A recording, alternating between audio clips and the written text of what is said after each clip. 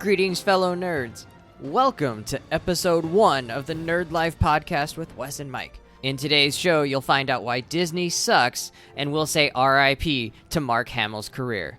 Enjoy the pod! So, what are you watching, Mike? So I watched The Last Airbender when it came onto Netflix, like a lot of people. This had been my second, full watch as an adult. And by adult, I mean I watched it after my freshman year of college, for the first time properly. That shit, it blew my mind then, and I think I appreciated it even more this time. I mean, it's just so good. That first season is a little off, though, man. They were finding their feet. I'm not saying, I could have done better. What don't you like about it? It was character of the week, meandering, Sokka was super annoying, and then whenever they got in a battle, it'd be like, oh, all of a sudden Aang has a new superpower he didn't know about, he didn't really control, and they win the day. The whole thing with the show is it's such a good character arc, and I feel like so much of the stuff in the first season builds on nothing in a really solid way. And it's you appreciate the beginning more at the end, you know what I mean? When you see how far all the shit came. Well, now I'm at the beginning of season 3, so no spoilers. You've never finished it? No, I've never seen it. I'm older than you. This was not a show that was around when I was How old younger. were you when it came out? What year do we think it came out? 2005, I'd guess. So I was already a junior in college. Jesus Christ, you're so old. Yeah. So and I didn't grow up with Nickelodeon. I didn't have cable as a kid. Deprived child. I still talk to my parents about this. All right, let's see when the show came out. 2005. Oh no, it concluded in 2005. Okay, so yeah. So right in the middle of college, there weren't very many of us watching Airbender. Oh no, my bad. It premiered February 21st, 2005. So what did you watch when you were a child? When I was younger, after school, I'd come home and I would watch Batman the Animated Series.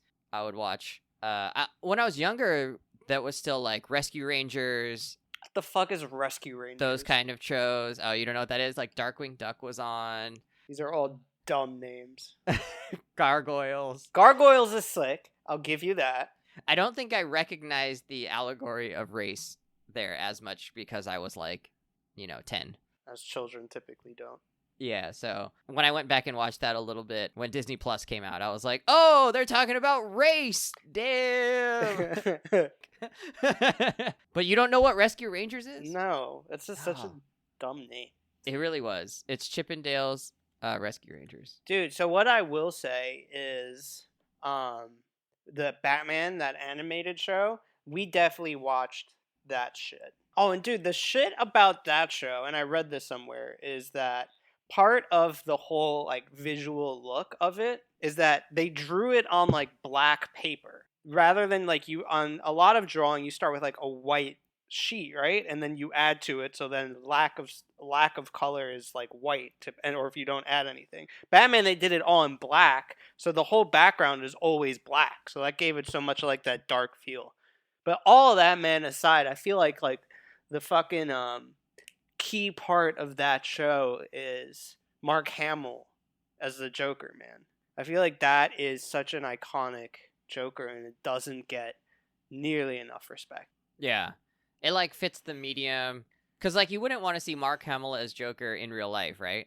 I guess not. Heath Ledger killed it as the Joker in the real life show, or real life movie, action movie, whatever, and I don't know, to me that still feels like a really great version of the Joker compared to a bunch of others.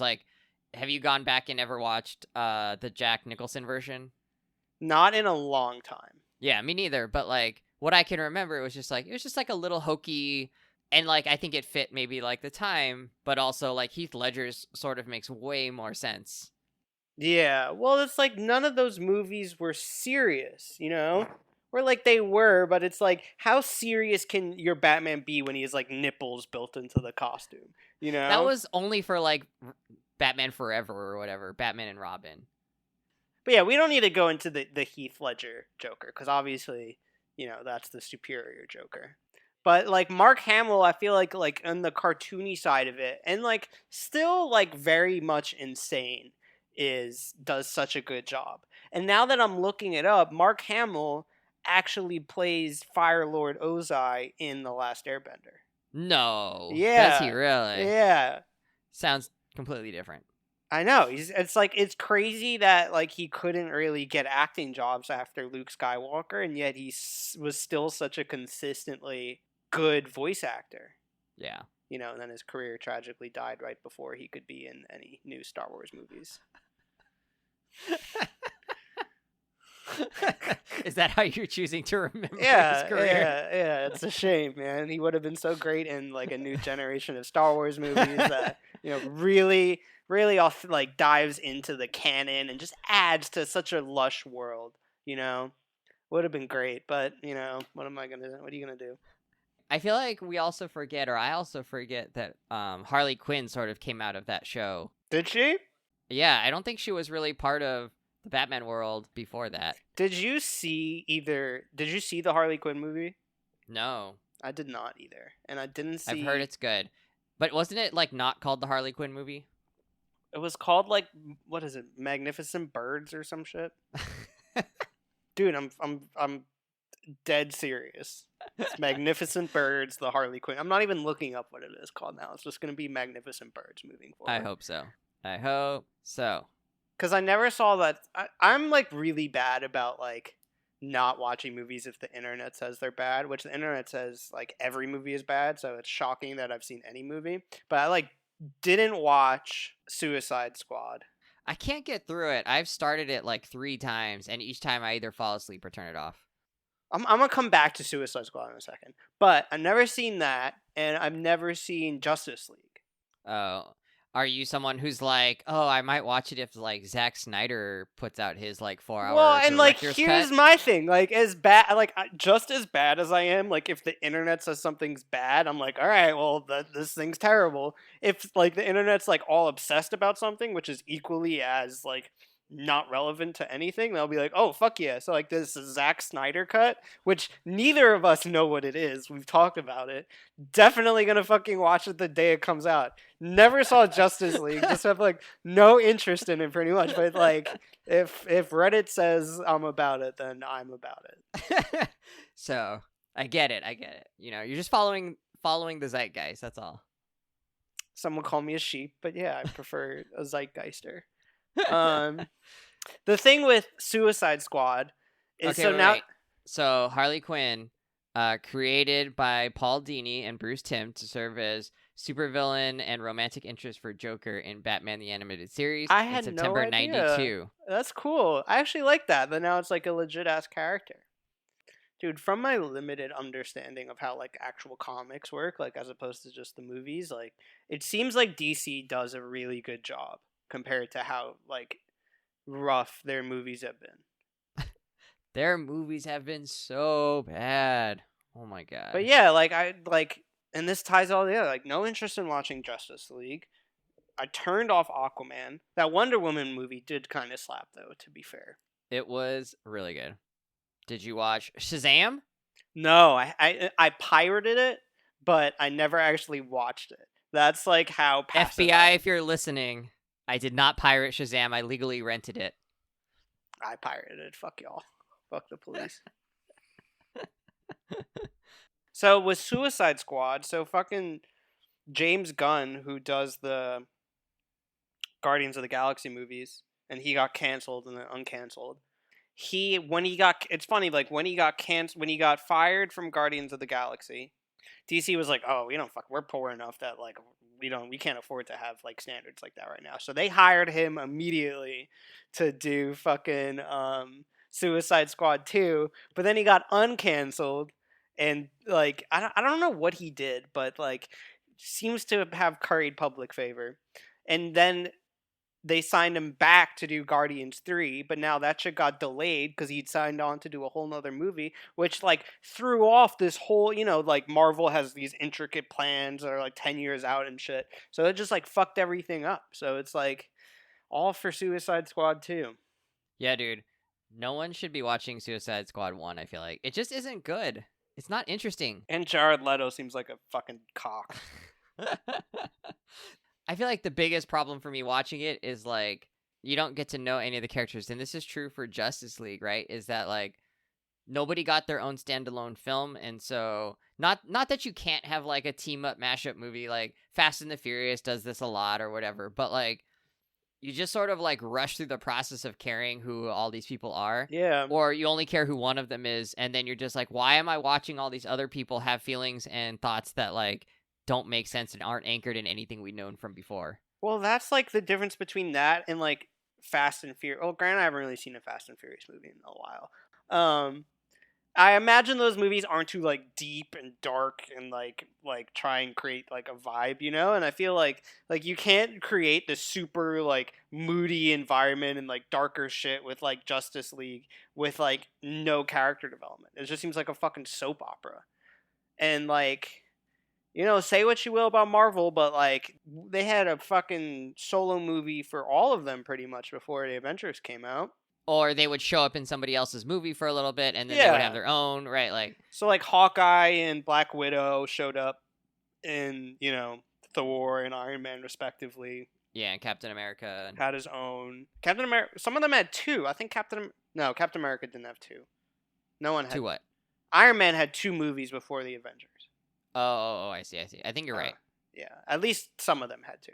And then they did like their. I don't know, man. It just seems like what interests me about a lot of these things is like it seems like on like the like, you know, giant corporation multi-billion-dollar thing, like it seems like these like mistakes wouldn't get made and yet they do, you know? I think that also points to how hard movie making is in general, right? Not that like you can't get it right, but like nothing is guaranteed even if you have a great director, right? Like great directors have put out bad shit. Good actors have put out bad shit. Good writers have made shit movies before, right? Like all of these things happen, and like sometimes it's just like about being in the moment, like that it fits, and it's like, wow, that was amazing. But if you tried to do it a year earlier or 2 years later, it wouldn't have come out that way, or the audience wouldn't have received it that way, right? Like movie making is just a little bit of a crapshoot in that way. But I feel like, and again, I have no idea what I'm talking about. That's okay. That's what this is for. Yeah, podcasting is literally so people can just be confidently wrong about shit and then don't have to really listen to any kind of criticism. It's kind of pretty much perfect for me and several other people I know. But it's like when it's these giant, you know, like Marvel and like all Star Wars, all that shit, it's not just like one movie, right? To a certain extent, you're making like big strategic decisions about how to do it. That's like not just the art of it. And it like makes me wonder, like nobody nobody told like DC or whatever, like it's probably not a good idea to just like have like a team up movie when they haven't been individual people yet, you know? Yeah. And like that's my whole shit that's crazy to me about like the way like it or hate it, like the way the Star Wars sequels are. It's like there are so many like going back and forth and not having planned shit, and like it's just crazy to me that like that was allowed to happen on like a fucking like when they're putting so much money into it and there's so much at stake that they would just do such crazy illogical shit. But then I also remember that every movie makes like a gazillion dollars, so it's like nothing matters. The Star Wars movies not being planned out, especially given that they were going to be released like a year and apart from each other or 2 years apart from each other or whatever they were, makes no sense, right? Like you can sort of maybe forgive like George Lucas in the original one making a few mistakes or making some like weird things that he had to go back writing and retcon. Terrible dialogue. We'll just call it what it is. No, well, that was bad. That should not be forgiven. That should have been better from the beginning. But the whole like Luke Leia thing, right? Like at first they're like maybe potential love interest, and then later it turns out that they're siblings. You know, he sort of like changes that story as it develops and realizes like, wait a second, it's better that like Leia and Han maybe are together. When do you find out Leia's his sister? Is that in Empire? Is that not in A New Hope? I think Empire, yeah. Wow, it's definitely not in the first one. No way. Oh, I guess I never thought of it like that then. So like, okay, so like something like that, you're like, well, you didn't really think the first one was going to get made into a sequel anyway, so like if you hadn't quite roughed out like every single detail of the second and third movie, you know, that's fine. But if you know from the get-go that you're going to release 7, 8, and 9 as a trilogy, maybe get some of those block points out a little bit. The skeleton at least planned out. It seems like but there was that nothing. would be useful. But he had it's like Star Wars now versus Star Wars then is completely different. It's like not like a super mega corporation machine. Like back then it was just a guy making a movie. Like right. So like today, how come? Why I'm agreeing with you. Why didn't they figure out Palpatine is the thing behind this? We should probably establish that before the third movie. Ugh. But they totally didn't. They were just like, oh, Palpatine's really in charge here. And, oh yeah, Rey's his descendant, but none of this has been, ever alluded to or not even, plausible. Man, again, just, as shitty as it is, I am thankful Mark Hamill's career just tragically died in that, in that horrible accident right before any of those movies got made. You would have hated to see that, unimpeachable, iconic character just be thrown out of a moving truck. Wait, are you on?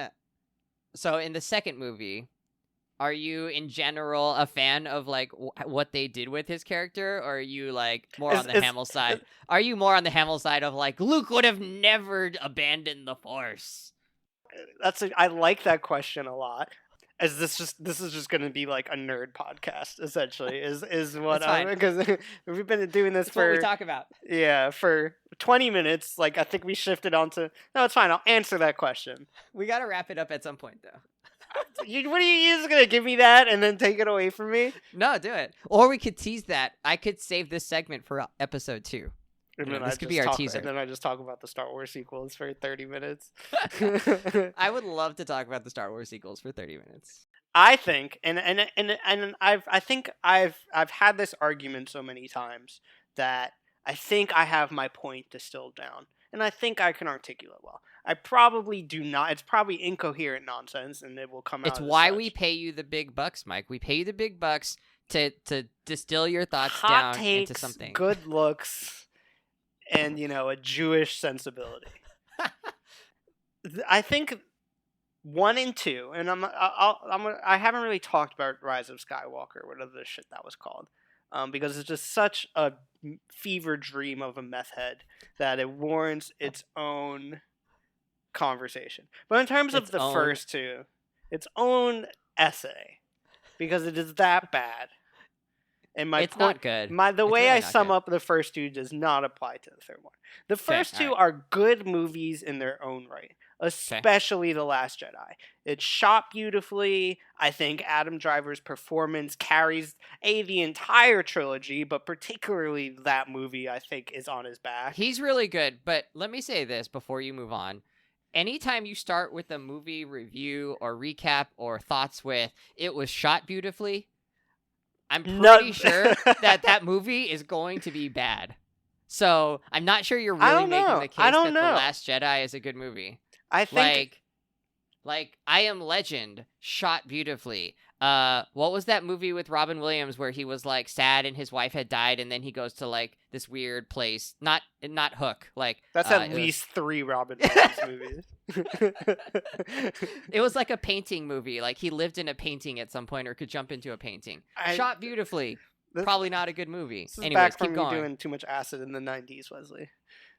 Just making that up. Anyway. It is shot beautifully. Thinking about what's the salt planet called? Crate. That's shot super well, especially that lightsaber fight. The him and Rey, the Kylo and Rey fight in that throne room is awesome. So good. Yeah, it looks awesome. I think one argument you could the Holdo maneuver also amazing. I know, but story wise, what the fuck is happening? We were just talking about how it was shot. It turned black and white. The sound went out. That was starting in the theater. When the sound went out, it felt like the air was dragged out. Yes. Of it. Yeah, it was very cool. So I think that Last Jedi in particular, but also The Force Awakens, are good movies in their own right. I think they're, for a Star Wars movie, which I'm putting on the level of other action, sci-fi, fantasy kind of stuff. Yeah, it's a good movie. I think it could be arguably a great movie. But when you connect it to the rest of the Star Wars lore, which I think has become a really deep thing, even in canon since it's been bought out by Disney, that is so ignorant to it that it's almost like it like hurts it in a way, you know? Like it's like there's such good lore. Like you look at the Clone Wars, you look at Rebels, you look at a lot of the books and comics they've done, and they just weren't interested. And you look at all the prequel movies, and they just weren't interested in tying into that. And so it's like, what are you doing? It's like, so are we gonna have these movies that just like are supposed to be a huge like cornerstone of this entire thing of all of Star Wars, and like they're not really connected to everything else? It's like, well, what are you doing? I really hope one day those movies become decanonized and like aren't accepted as a part of Star Wars. I think that would be a great thing for Star Wars. Who gets to make that call that they are no longer canonized? Well, Is they that did. the They fans' did. call? No, they Is did that a bunch Disney's of that call? shit when they bought it. Like all those Yeah. like extended universe Yeah. books and stuff. They got rid of all that. Right. The fans sort of accept all that stuff is still a little bit like it's kind of part of the canon still. Yeah, well, like the Star Wars fans, myself included, are the fucking worst. Like the worst. Like Call of Duty fans, Republicans, neo-Nazis. These are all bad fandoms. Star Wars fans, like easily the most toxic. They hate everything. Literally everything. Yeah. It's shocking. It's like they hate Star Wars. I think it's like They people like do. me that have such like inner self-loathing that like the only thing they're allowed to really obsess over, like they have to hate. Ugh, Anything new and different, it's no good. it's just It cannot be. terrible. Old is terrible, new They've is ruined it. terrible. But anyway, back to what I think about the movie. So I think like because it's not connected to the lore and it just goes on its own way, and that hurts it significantly. And then like I think actually I really only got into like Star Wars, like the lore of it and all this like after I watched Force Awakens, and I'm like, this is also interesting. Like, say what you want about Force Awakens, but it's like it was a good movie, and it did like kind of like like who's Snoke, like how's that connected to all this shit? Yeah. And then he was nothing, and then they Nothing. just didn't. And then once like he threw away the lightsaber, like Luke threw away the lightsaber, and Snoke is dead. It's like all the potential they had built up to like make a really awesome new addition to like the Star Wars universe, which people were hopeful for because Marvel, like owned by Disney, has like just destroyed world building and movies, and then they just didn't fucking do anything, and it's just like like from The Last Jedi on, it's just like a crazy messed out fever dream, and I'll say that again, like it's like. And then when you get to The Rise of Skywalker, it was like, what am I watching right now? You watched a guy take a little triangle out of a suitcase and then drive around the universe. It was And then other so people weird. Try and find another triangle. It was. And then it turns out that it's in C-3PO's head. It was all a mess. It was truly like one of the strangest film experiences I've ever had, and I didn't see Cats. So I from what I've heard, Cats would be number one for most people. I really wanted to. Yeah, is there? No, I don't want to see that movie. Why? It sounds fucking like that No, should it be a sounds terrible. podcast. We just It watch sounds terrible. Cats. Oh my god. Okay, so is there a movie out there, and I have a specific answer in mind for this, so sorry that I didn't prep you on this question, it just made me think of it, is there a movie that you've ever seen that now that you think about it, it, like, makes you angry that you, like, saw it, or, like, you're just like, that was a waste of a movie. It's not, like, so bad that you're like, I would watch that for fun because it's a disaster. It's like, that movie was just really bad. It's just awful to look at, and like anytime somebody mentions it, I sort of can't help myself and say that movie was bad. What is your answer?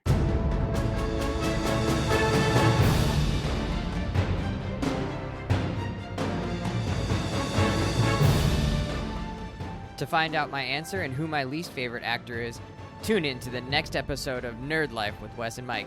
We've had a blast and we hope you did too. Subscribe and drop us a 5-star review in Apple Podcasts. As always, choose to be positive and use your nerd powers for good. We'll see you next time.